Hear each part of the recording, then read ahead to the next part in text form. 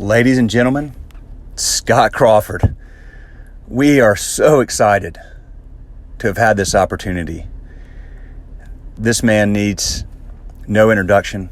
He's a complete badass, and he was very generous with his time and his authenticity, and we talked about. Boy, this was, as he and I said afterwards, this was not an interview. It was just a conversation between two people who share some similar traits and philosophies, just kind of learning from each other, and it was awesome. So let's get to it. Y'all enjoy.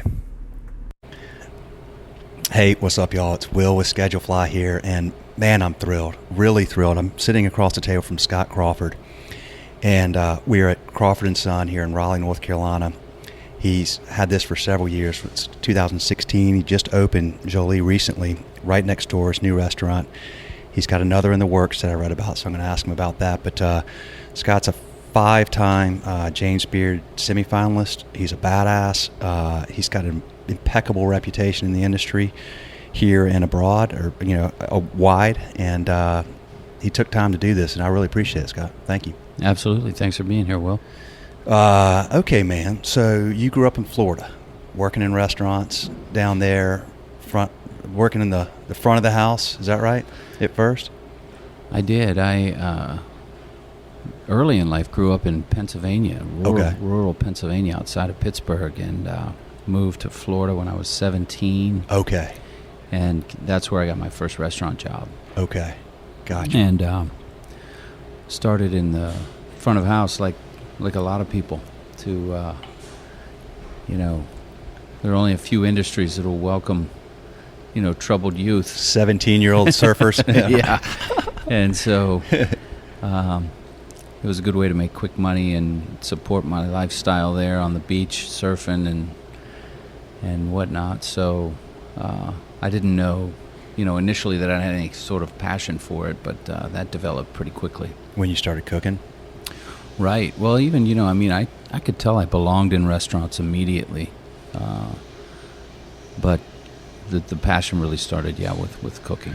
You said, I saw in an article I read, you said something, I related to it a lot, so I wanted to ask you about it. You said something to the effect of when you have a lot of manic energy, you need an outlet for it. And that sometimes that had not served you well until you found the restaurant scene. This is a good place for that, but tell me more what you mean by manic energy.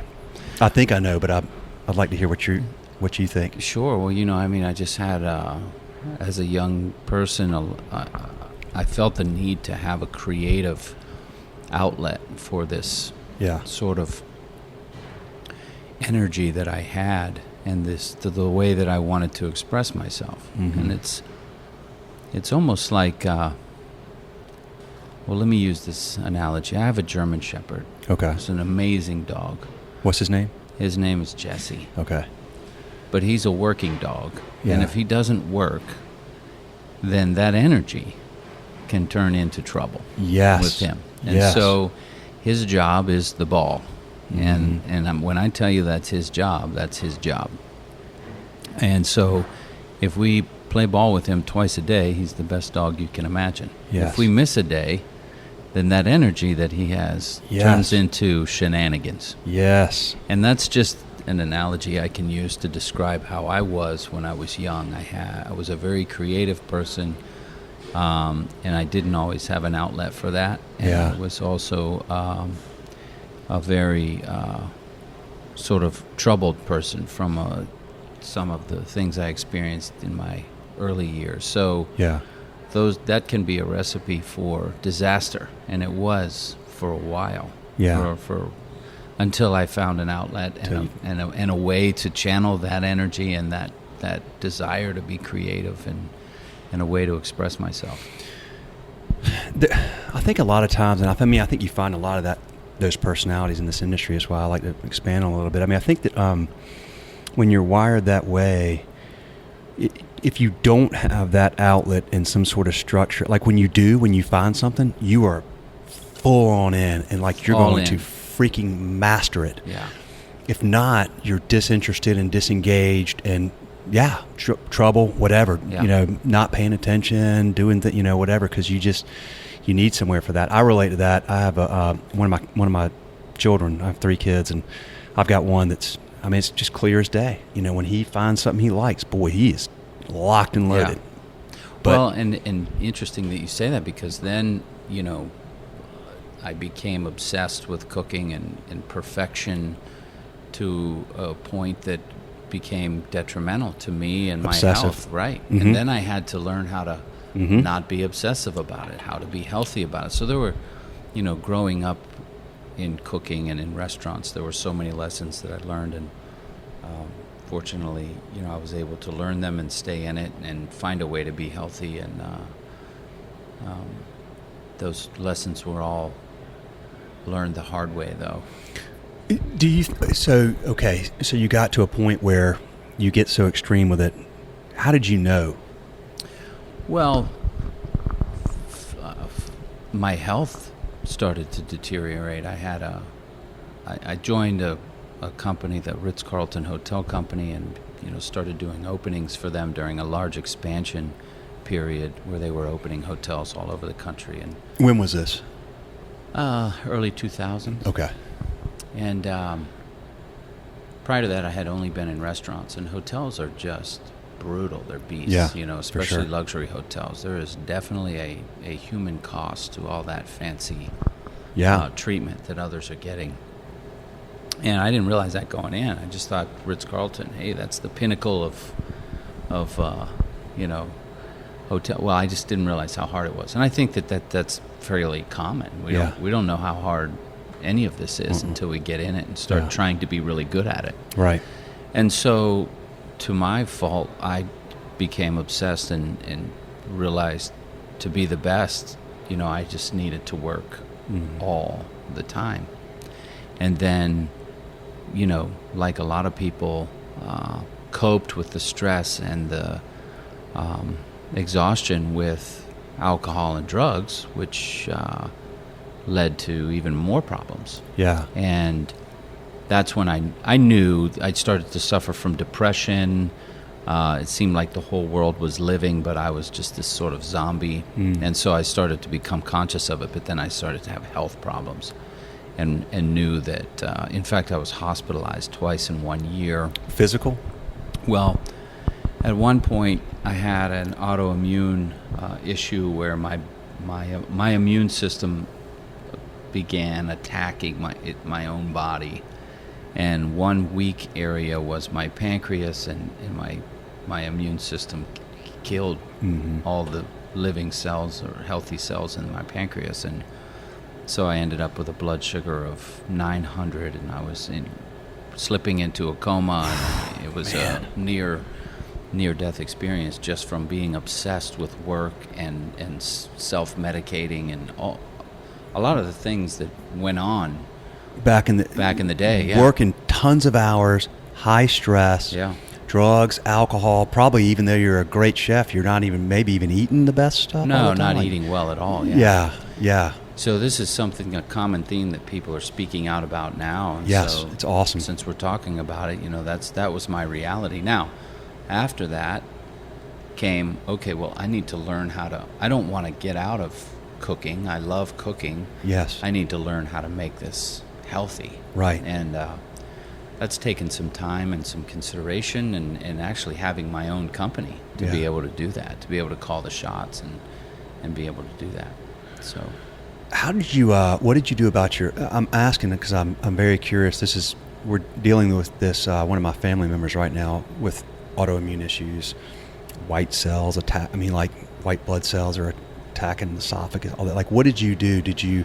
I know you obviously made lifestyle changes, but did you change your hours, diet, start meditating, exercising? What were the things you did to help with that? Pretty much all of the above. Yeah. So I came out of the ICU with, now insulin dependent. So you were in the ICU? Yeah. Yeah, okay. My pancreas didn't produce insulin anymore, so I'm what they call a type 1 diabetic for the rest of my life.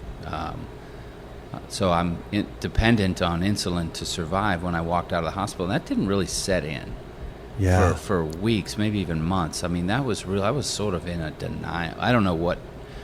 I guess it just wasn't sinking in just how sick I was. And type 1. That's okay. So that's adult onset of type 1. That's correct. Which is not common. Not normal. I mean, normally it's type 2 Right. adult onset. Okay, Right. That's no joke. Okay, Right. I mean, so it took me some time for me to really get my head around this, but I started to understand that only I owned my health and my future, and yes. how things were going to play out for me at that point. I'm 30 years old and I'm physically falling apart and coming close to dying, and I have addiction issues, and so I went about, one thing at a time, quitting smoking, getting sober, learning about health, learning more about diabetes and how I can manage it, besides just through insulin therapy, and then really taking ownership of my future and my health and what that was going to be like. Because if you in this industry, if you allow it, it can and will destroy you. Yeah, absolutely. Now, if you say, hey, you know what, this isn't working for me, but I still want to be in the industry, then there are lots of great things that you can do. But you have to choose carefully who you're going to work for, and who you're going to, or maybe create your own company, your own destiny. Yeah. It's hard to find that balance in this industry. It's hard enough in just doing anything these days. Very hard in this industry. I'm very excited that there's been so many owners I've interviewed recently where the topic of sobriety has come up. And you probably know Steve Palmer, Ben's friends. Just saw him yesterday. Yeah. Okay. Yeah. We had a Ben's Friends board meeting. I'm on the board. You're on the board. Okay. Mm-hmm. Well, there you go. Yeah. And we had a meeting in Charleston yesterday to discuss the expansion of Ben's Friends and how that was going to look. He's they're a customer too. He's all over the place. He's hard to get. Man, if you talk to him, tell him to come on the podcast. I'd love to have him, because I want to talk about Ben's Friends. I think what y'all are doing is fantastic. The industry needs it so badly, and the industry can really advance significantly, I think, if folks like you and Steve, are leading the way, not only in your craft but in spreading that message. It's such a big thing, because it really is just pervasive in hospitality. Unfortunately, it's people that are working their asses off trying to make other people enjoy, and it just takes a lot out of you. So it's an easy thing to fall back, that whole work hard, play hard. You got to let some stuff out after all that. Yeah, no, it's true. It's difficult, and our industry's been plagued with alcoholism and addiction, and I perpetuated that for a long time before I realized just how unhealthy it was, and just how wrong it was for me to teach that to my proteges. That you're work leading hard, by example. I'm leading this way. That we work hard and play hard. It's what I was taught, and it's what I was taught my cooks and my sous chefs. So now my mission is to teach them healthier practices, and we still work hard. There's never going to be a time when we can just relax. No. So how do you manage that stress? Yes. Yeah. And a lot of people go to work for those that they want to learn from, right? I mean, most of the people choose to work for me specifically for one reason or another. They want to work for me to learn from me. Yes. What's made me successful? What's my deal with cooking? And so it's my responsibility to teach them, I think, healthier ways to navigate this industry and be successful in this industry, and healthier ways to deal with the stress. And so some of the things I think it really comes down to that.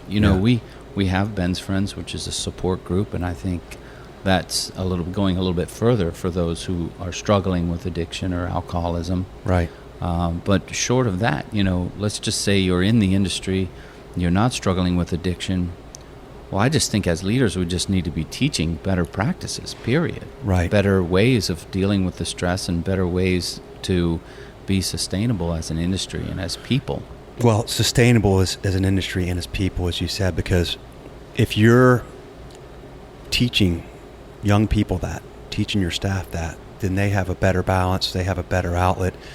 The business, it all comes right back, right? Because you have less problems, less turnover, less, somebody's in the hospital or whatever. And then they reap the benefit of learning from somebody that they respect and admire, and then they stay here and they carry that message out wherever they may go. And when they start their own place one day, that's how they lead. Y'all are I'm really thankful. I mean, this industry benefits so much from folks like you and Steve and all the folks that are outspoken about this, and I think that's one of the neat things about our culture now is that there's through social media, through podcast, there's the ability to spread a message. It's leveraged now. That's right. And it wasn't like that in the past. So you were more siloed and isolated, and some dude down in Charleston is behind sobriety, then maybe people in Charleston find out about it. Now the whole country can quickly, right. The whole world can really, and I think that's great. I think it's a wonderful. There's so many negative uses of social media and those megaphones now, but there's so many positive ones, and that's one of them. That's why I love doing this, man, because I think that y'all, I just admire y'all so much. So many people we are real lucky to serve. Y'all are leaders, not only in your, like I said, in your craft, but in just the way you approach the industry holistically and, sort of from a big picture perspective. It's a great thing, man. Well, thank you. Yeah. We definitely have a lot more to figure out. We don't have it all figured out yet. Never will. No. But we're moving in a really good direction. And this is a conversation that I'm hearing at every food festival, every wine festival, every time industry leaders are together, I'm hearing this now. Yeah. 10 years ago, I was hearing none of this. Yeah. In fact, all of those festivals, all of those get-togethers were to party. Yeah, yeah. So it's a great thing for me. I've been sober for 14 years. Congrats. And 10 years ago, even 5 years ago, this conversation was not happening. Yeah. So you can imagine how ecstatic I am. Yeah. Look, we sell alcohol, so we're not against it. Yeah. What we want to do is make sure that for that percentage of the population that struggles with it, yeah, we take care of them. We have a place when they know that there's a place for them to go within their own industry where they feel safe and taken care of. Besides all the other options out there for getting sober, we have an option internally now. Thanks to Mickey Bax and Steve Palmer, these are the two guys who finally said, we're going to do something. Yes. And, that conversation was going on for years, and those are the two guys out of Charleston, two people I consider dear friends and mentors that just finally said, enough. We need to do something. And it's amazing how quickly it's grown and how needed it was. Yeah, absolutely. And so we get to help people and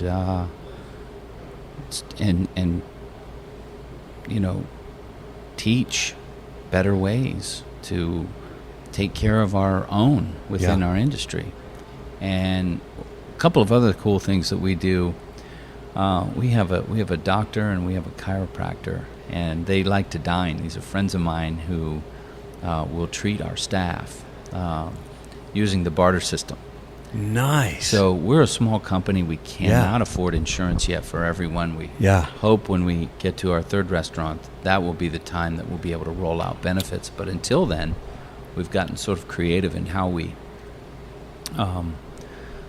give away massage therapy for winning contests. Or we had a massage therapist who would come in and actually do pre-shift massages, and we have a chiropractor who comes to the restaurant, sets up his table, and does adjustments. That's awesome. And teaches ways that you can use better posture and ways that you can exercise to keep. We have terrible posture in this industry, and I've had neck issues that almost led to surgery. You hear about it all the time. Was that from like being on the line and looking over? Okay, it's that makes sense. It's called a repetitive injury over 25 years of cooking or whatever. Yeah.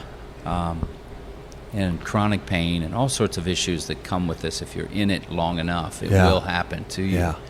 And so we happen to have a great, unbelievable chiropractor named Matt Osborne, who just has such a understanding of how work affects your posture and overall health. And so he loves to eat. We love to learn from him. So we have the barter system working, and it's, these are the ways that I think we can be creative in just teaching people. Absolutely. And I love it. And showing them that, hey, this is a good way to take care of yourself, instead of going out drinking because you're feeling some pain, and how about do these things instead. So I have alcoholism in my family, and I was always really worried about that. And of course, it's almost like you manifest stuff when you think and worry about it too much. Sure. So I got partied too much in college and was young, and I was out, and I was like, God, all my life I've said I don't want to be an alcoholic, and boy, I'm sure on that road if I'm not careful. And I remembered something that my 8th grade PE teacher, he was my advisor, and he told us one day, he was talking about addictive personalities, and he said, my family has alcohol addiction, and I knew it, and I knew I had that personality, so I channeled it into exercise, and I'm addicted to exercise now, and I feel better when I exercise really hard than I do when I drink anyway. So it's like, it's a total obvious thing. And I was like, that's what I got to do. Yeah. And I started doing that about 10, 15 years ago. I got really into it, and I told him like a couple of years ago, I was like, I haven't taught you in 30 something years, but you changed, some way you changed my life. And he was like, holy cow, dude, that's amazing. Yeah, it was really cool. So again, there's an example of a mentor who changed your life with a few words. Yep. And so we need to take that seriously. Very. As mentors. Yes. They're listening. They're listening. They're watching and they're listening. Just like your kids, it's the same deal. It really is. We can positively impact people, or we can negatively impact them, and we have that kind of power. And early in my career, I just didn't realize that. I just didn't realize the impact that I was having on people. Yeah. And so I take that very seriously now, and I just try to teach positive, healthy practices instead of the other. And, to your point, you were talking about that energy that you had, whether you put that into alcoholism or drinking or partying. You're going to do it really well. That's what I was talking about. When I was a younger man, yeah. I needed something positive to put that energy into, and for me it was cooking. Yeah. Yeah. It's going to go somewhere. That energy is going to go somewhere. Yeah, it is. And I notice that now. Like, I look back and I'm like, we were out recently, and some guys were telling some stories of, well, Will did that, and I was like, it was because, like, if I was going to be drinking, I was going to drink the most and party the hardest, and do the craziest thing. I'll worry about my kids in college now. But anyway, but it's, you're right. They do listen, and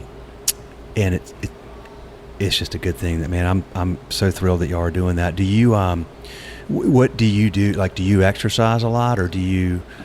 I do. In fact, my son just got into weight training, so we're getting back into that. Yeah, he's 12, and he's taken a real interest in that. Exercise has always been in my life in some way or another, different forms.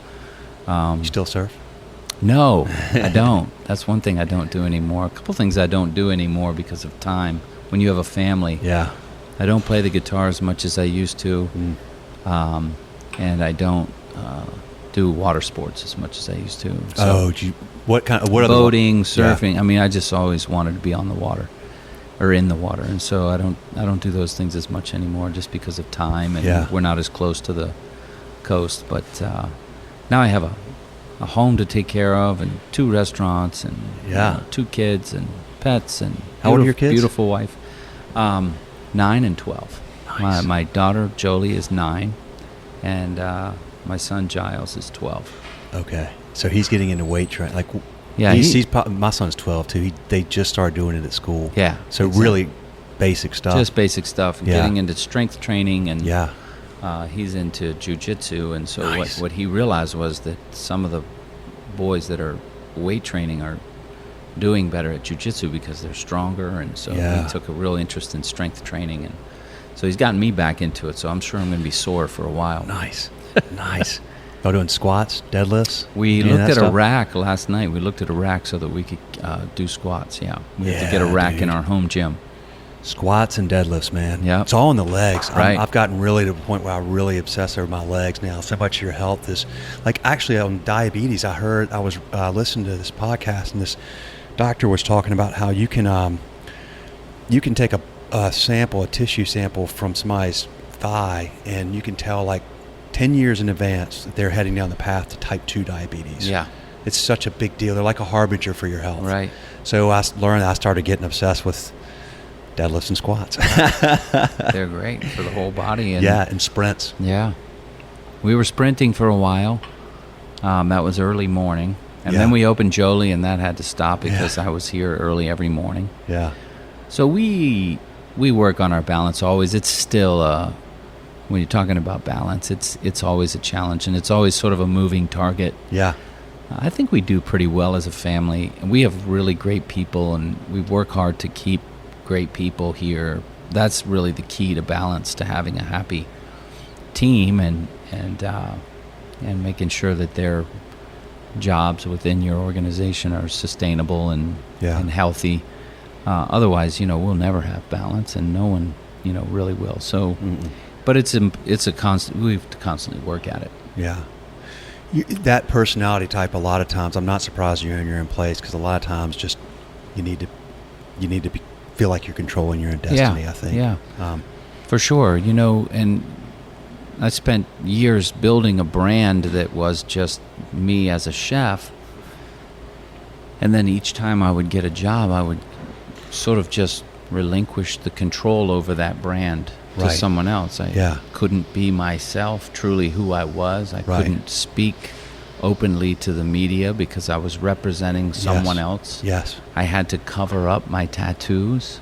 Oh, really? Yeah. Yeah. Because, the last employer thought that it might offend their guests. Just it's like putting a tiger in a cage. Yeah, it's like you're not yourself. No. You can't be yourself, and you get to a point where that being yourself and expressing what you want to put out to your community, expressing yourself through that food that you want to deliver to your community, or through the design of your restaurant, or whatever it is that you want to give to your community and earn a living through that, it needs to be an expression of you. And that's very, very difficult to do when someone actually controls your brand. Yeah, when you have that creative personality and that high level of energy, if it's throttled or suppressed in any way, it gets bottled up. It gets very frustrating. It does. It really does. And then it just can make you not enjoy your work. Right. And then once that happens, then your work is not going to be as good as it can be, and it's just going to be draining, and all of those things happen to me. How do you, knowing that, and you probably have some of those same types of people here, how do you find the balance of giving them enough autonomy but also keeping them, within the parameters of what you're trying to do with your company and your brand? Well, the first thing is to make sure that they like what we're doing, that this is something that they want to be a part of. And then absolutely letting them have some creative freedom. Yeah.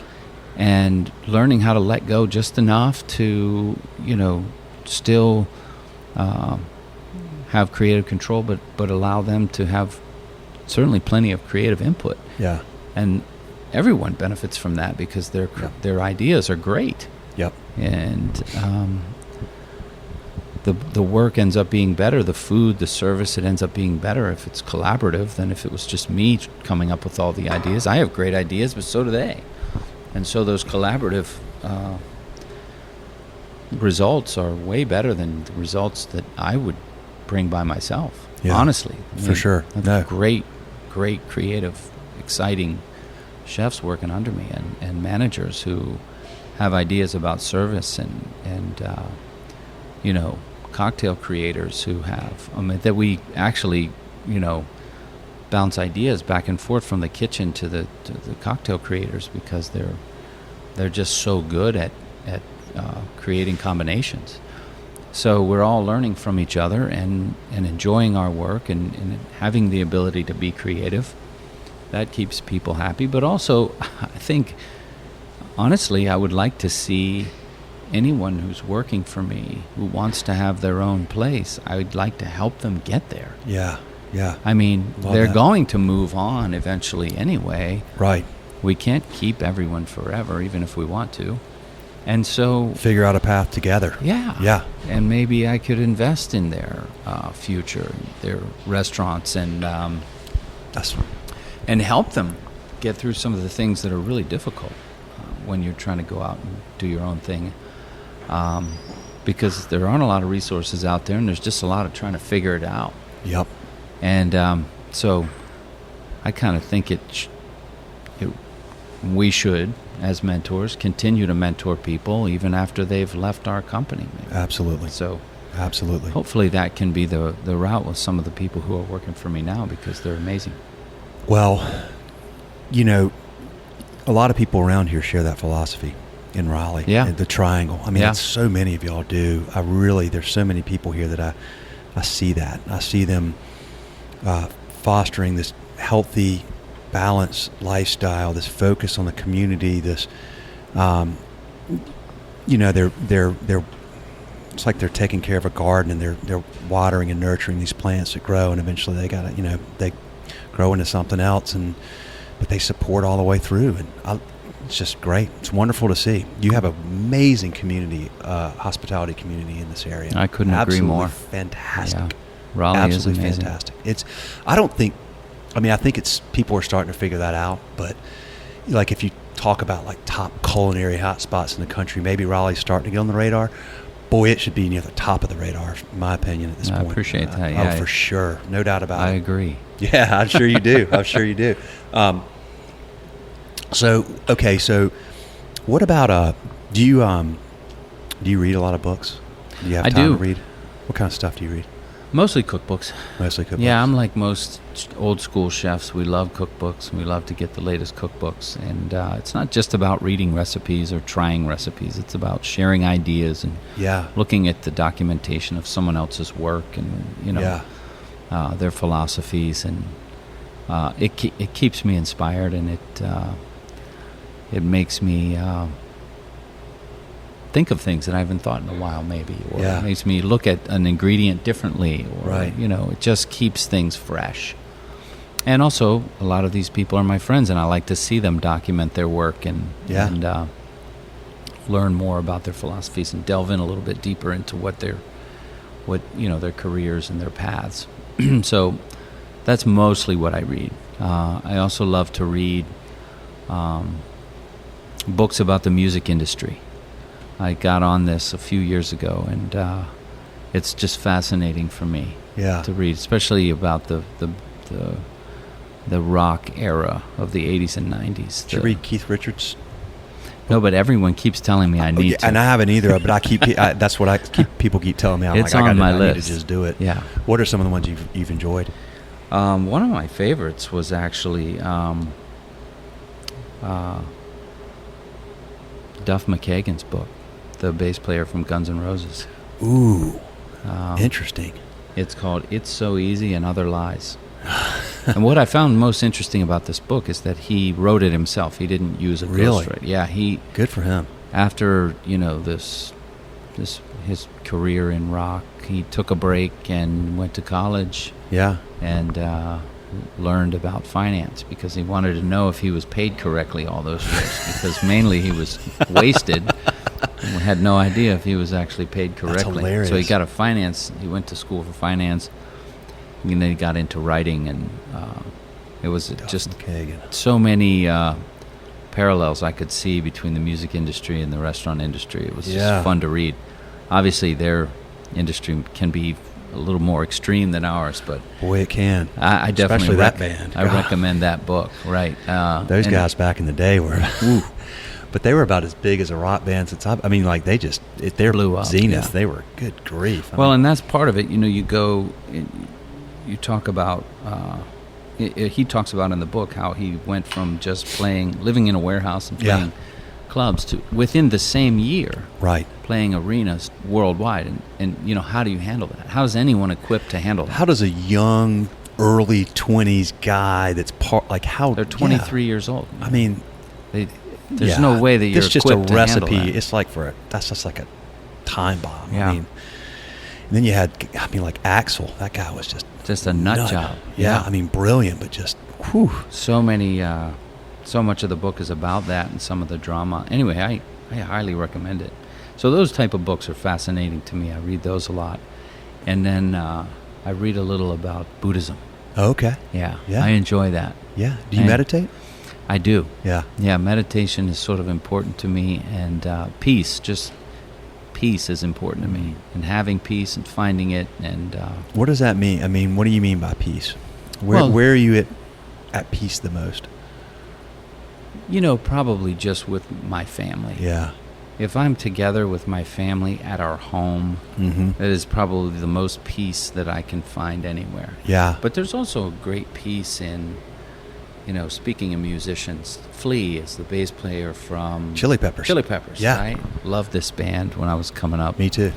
And freaking awesome. Great kitchen music, by the way. Yeah, I bet. So Flea once said, and I think it was when they were being inducted into the Rock and Roll Hall of Fame, he said there's just this, when I am in that groove, that is the one place that I'm truly free. When I am in that groove. And I feel that way about cooking. Yeah. And so there is some peace in that groove of cooking as well. But I think peace of mind and mental peace and calmness is important for me. I don't know about, everyone's different, but I'm sort of, my personality needs to have that peace in order to be healthy day to day. Right. And so I've explored through the years lots of different techniques for that.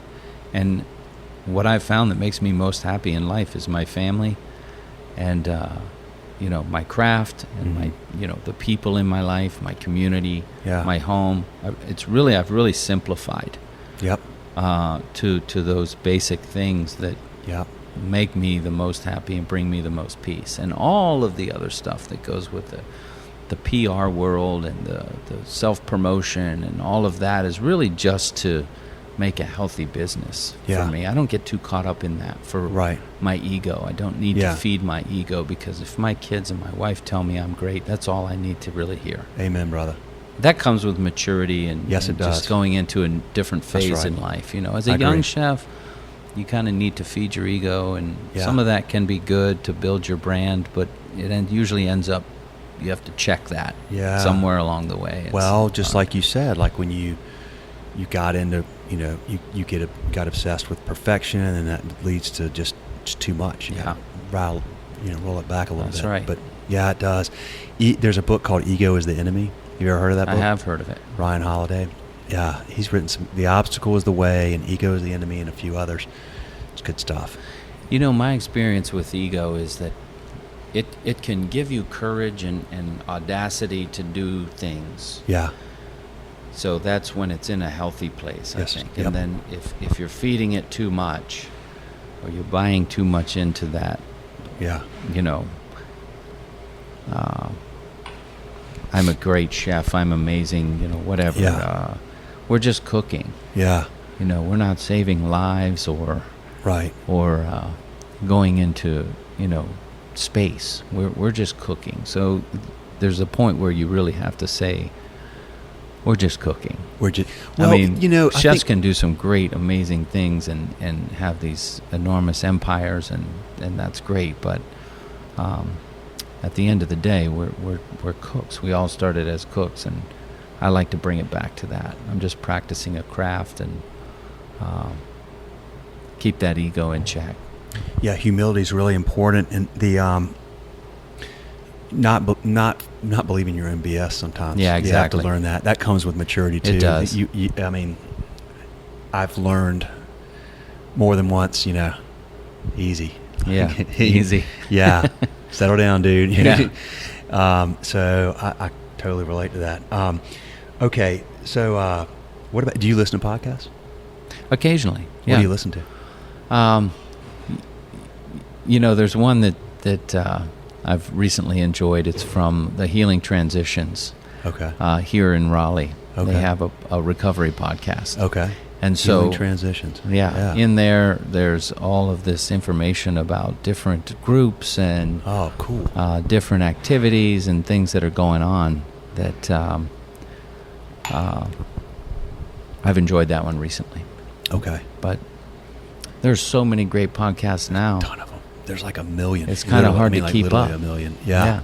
There are a lot of them. It's a good thing though. I mean, it's amazing. It's like same as YouTube. Like I tell my kids, they're like, you can, God, right in your pocket, you've got like just access to so much knowledge. If you want to learn something, Absolutely. just go take it. Like there's no gatekeepers anymore. You don't have to. It's just if you want it, you can learn it. That's right. Which is a great thing. I think it's fantastic. So there's a. I'll send you the link. There's a video. I call it the best 3 minutes on YouTube. There's a former Navy SEAL, this guy named Jocko Willink. Jocko has his own podcast. And he does like leadership training and all this kind of stuff. But he's got this video. I've sent it to a couple folks, and they've shown their staff. It's called Good. And he talks about how he recounts when he was a SEAL commander, and he'd have this, like, somebody would come to him and they'd come with some problem, and he'd say, "Good," and every time that something was bad or somebody came in with a problem, he'd say, "Good," like we're not going to get deployed on that mission. Good, more time to train. We're not going to get this, special new equipment. Good, we'll keep things light and simple. So he would always find like, what's the good. That is such a that literally. I mean, I don't mean to exaggerate, but I came across this thing earlier this year. It almost changed my life in some ways. I mean, it's just really made me. It's like a deliberate practice every day now. Like, okay, this happened. Good, And that's hard to do. It's it's like I said, it's a deliberate practice. It's like a muscle. It's like weight training. You gotta. I mean, I literally watch the video more than once every week just because I need to. That's amazing. I'll send it to you. It's so freaking We all good. need that. We all need more. I really admire people who can turn all of the. And I work at it. I work really hard. It's hard. Yeah, it's not. But it is hard to keep things positive when you have so many challenges every day. Yeah. But it's if you can get yourself in that mindset and you start saying, okay, instead of going, God, this sucks. Wow, whatever. You go, good, and you will find, you'll find. What's the good that can come with this? I mean, you can go one of two ways, right? A positive way or a negative way. That's right. Tell me about that video. Yeah, I'll send you the link. Okay. It's Jocko Willink, and it's called Good. I'll email you the link to it. I've got it saved. It's freaking. I have a bookmark on my phone. I'm not kidding. I literally watch it like 2 or 3 times a week. I'll be like sitting somewhere, and just whatever, and I'll just be like. Nothing going on. I'm going to watch the good video. That's great. Yeah. We need that. I think we need more of that. We need more injection of positive energy in our day-to-day lives. There's so much, it seems to be so much negativity. Yes. To navigate through. And any injection of positive energy, I think, is great. Just to remind us all, one of the things we talk about in recovery is that gratitude is really the answer to all of our problems. And, yes. But it's tough. Yeah. It's tough to keep that mindset, especially when you're exhausted or, you're just getting beat up with problems. Yeah. Then it can become really difficult to stay on that positive. But when you are, it's true. It's completely true. And you know what? It permeates and spreads. Like when I was down there at Sir Walter Coffee this morning with Kevin, do you know Kevin? Kevin who? He's the owner down at Sir Walter. Oh, Coffee. The owner. Yeah. No, I don't know him, but I love dude. his place. Oh, yeah. it's awesome. Really cool dude. I just got to know him a couple weeks ago. I was in there, and so I went in there and I was hanging out. And he had this guy come in that was, I think he was interviewing. Like Kevin's opened another place in Holly Springs, and he introduced me to this young man. Maybe it was Aaron, I think. And I was like, "Hey, Aaron, how you doing?" He goes, "Man, I'm great. I'm alive. I'm here. Living the dream. Nothing's better." And I just sat. I was like, God, that just made me feel so good. It's that positive vibe. And I think that have you heard of the book or seen this movie that's out now called The Art of Racing in the Rain? No. Phenomenal book. And one of them, it's about this dog and he's his owner is a Formula One race car driver. But you see this story through the lens of the dog. It'll make you inspired. It'll make you cry. But one of the big messages in that, the whole movie, was really this metaphor for the idea that his owner, who drove race cars, like he could race well when it rained. And he said that the reason he never hit the wall when it rains is because when it rains, everybody gets panicky and anxious, and their eyes go to the wall because they're scared they're going to hit it. And he'd say, the car goes where the eyes go. You know, we manifest what's before us. Well, my point behind all that is, like, there's a life is, you know, like reality is kind of, it's neutral. Like you can take a positive approach and you can find positive things and everything, or you can take a negative approach and find negative stuff, and that's going to be kind of miserable. But you know, you can fall into that trap. Yeah. But there's always, you know, building a business like this, you've got to have lots of positive energy. I mean, just lots of it. It's got to flow right from the top and permeate everybody. And what better way to do it than what you're doing now with sobriety and balance and teaching that versus, like, you know, the opposite, what you were doing in the past. It's you don't think it at the time, but it's like a negative energy, right? It really I mean, is. And it spreads. Sure. Like whatever you're gonna spread, whatever energy you've got. I believe that. Right, and it's probably, is that Buddha? I mean, I've never really studied Buddhism, but is that in line with? It is in line with Buddhism. I think that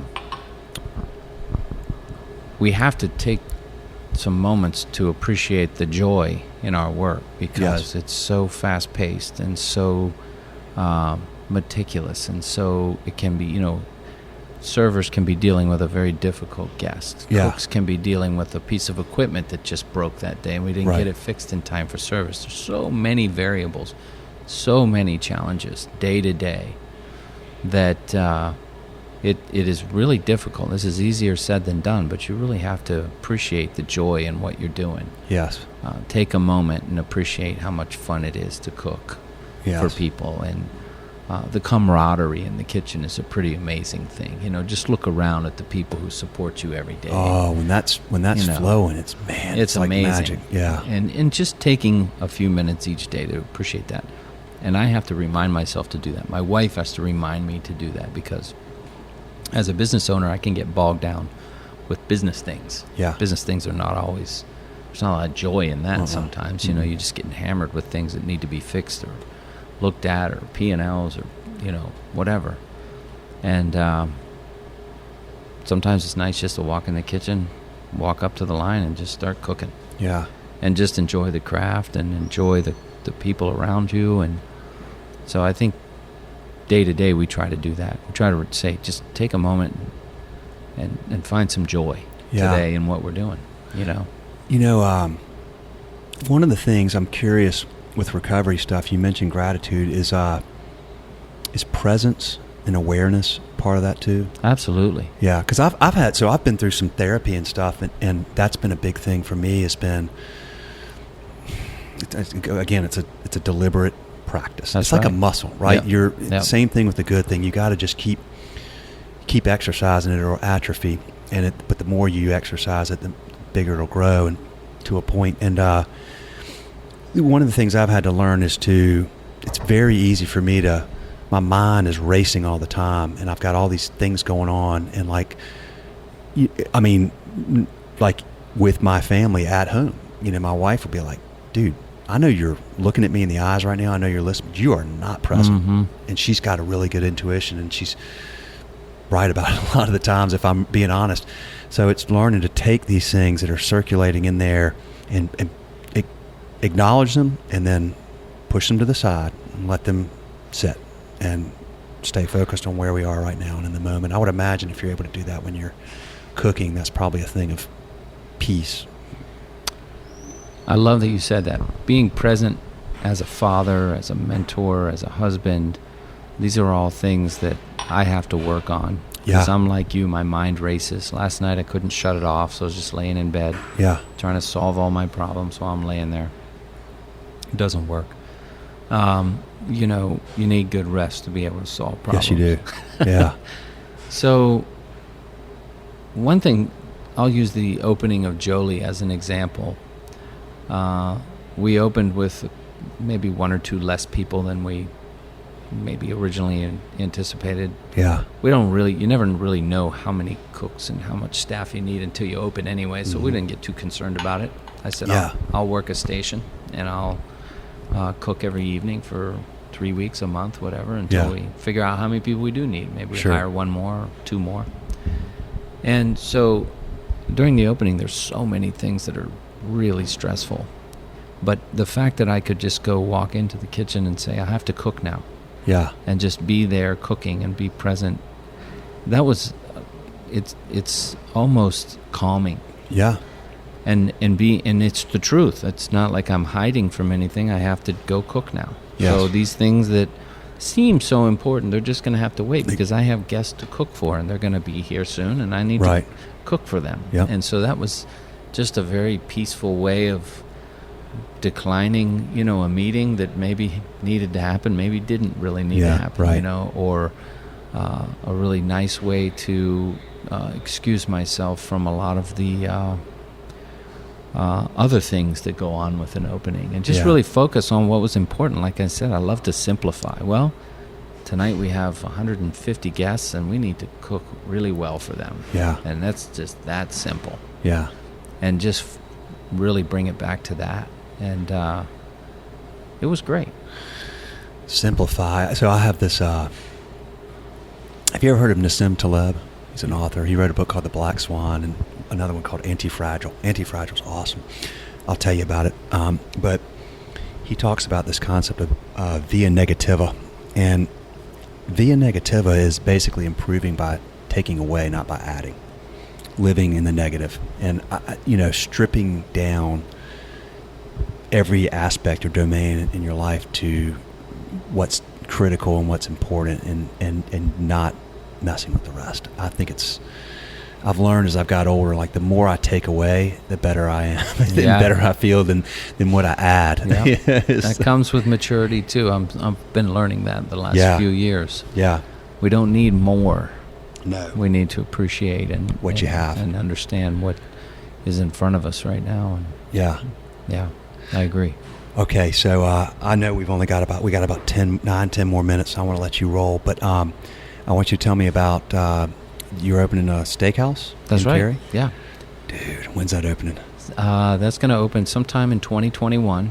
We'll keep everyone posted next year on the progress of that because it's part of a larger development. Mm-hmm. This is a first time for me to be involved in a larger development, like something of this size. It's $1 billion development with mixed use, and I like the people doing the developing, and I like their approach. It's basically like building a small city. Yeah.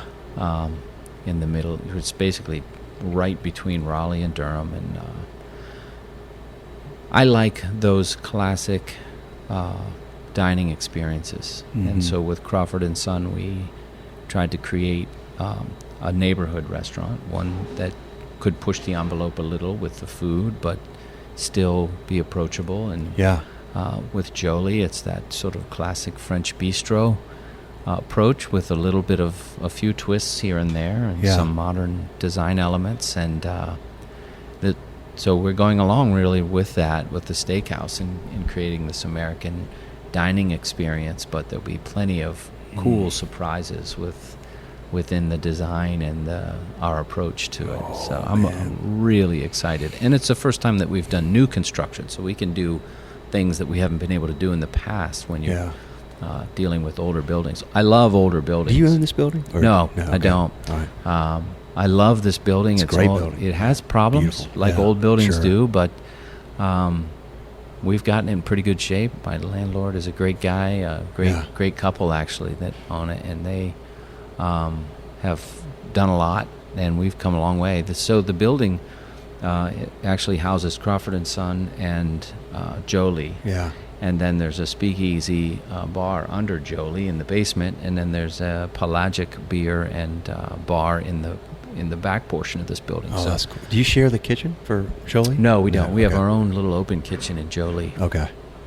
So anyway, we have this sort of American neighborhood restaurant, this French bistro, and now we're going to do this sort of modern interpretation of a classic American steakhouse. We're super excited. Oh, man. It'll be new construction, and it'll be a little bit larger. So Okay. it'll be, I think, between 4,500 and 5,000 square feet. How many So is this? This is 2,500, and Okay. then Jolie, between the downstairs and upstairs, is just a little under 2,000 square feet. So these are both small restaurants. Yeah. This will be a little bit larger, give us a little bit more opportunity to serve larger parties, which is something we struggle with in these smaller restaurants.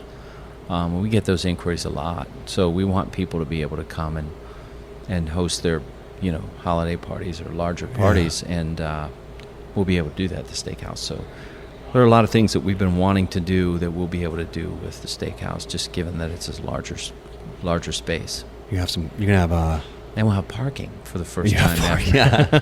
Yeah, that's the thing around a lot of these places Yeah, here. downtown it's hard. Yeah, it's not easy. Yeah. You can have any bison on the menu? Oh, you know what? I love bison. I used to serve it a lot when I was with the Ritz-Carlton. So, yeah, Yeah. I think that would be great. I Yeah. love bison. I do too. It's lean. It's delicious. It has Yeah. a deep flavor. I love it. Really healthy. Mhm. A lot of nutrients. And there's a guy outside of Asheville, Dr. King. He's got a bison ranch. Yep. I get his. Harris Teeter. I get the ground bison. Is that right? For burgers, Yeah. I started making when I make burgers for the kids. I use ground bison now. That's They great. freaking love it. You don't have to do anything. Like, It's almost beefier. yeah, I get like the grass-fed beef, and I really like it. Mm-hmm. But I normally put a little salt and pepper, flavor it up. Bison, just throw it on there. Yeah. Cook it, done. I Delicious. do nothing to it, and it's just, it's awesome. I can't wait for your steak place, Thank you. man. I've been really eating a lot of steaks lately. I started doing that reverse sear. I mean, I'm not a cook, but Yeah. those are good. Ribeye, reverse sear. Yeah. Ooh, I like them. I do eat. I'll talk to you another time, but I in part for health reasons, like I've really, kind of gotten dialed into more of the ketogenic diet. Yeah. And it seems to work pretty well. Yeah. It does for me as well with type 1 diabetes. Obviously I need to keep the carbs low and have a higher protein diet. Yeah. Lots of vegetables. And so, same with me. Yeah. Is that a jam box right there? It is. That's a boom box. We Yeah. used to call that. That is the exact replica of a boom box that my brother and I got for Christmas. I think it actually belonged to my brother. He certainly made it clear that it was his. Does it still work? Yeah, it does work. The sound quality is very poor, but it takes like 100 D batteries. Do you remember that? Oh yeah. I love that, man. That's freaking awesome. Do you have cassette tapes to We play? do. You We do? have a few. They still work? I think so. Yeah? We played it when we first. So when we opened Crawford and Son, there you'll find some little things around. Some of the decor is a nod to either an era in my life or my family. The whole back wall is started with my family photos, and then I invited the staff also to bring theirs. Oh, and so nice. The staff, most of the staff has a photo back there of someone in their family. So Yeah.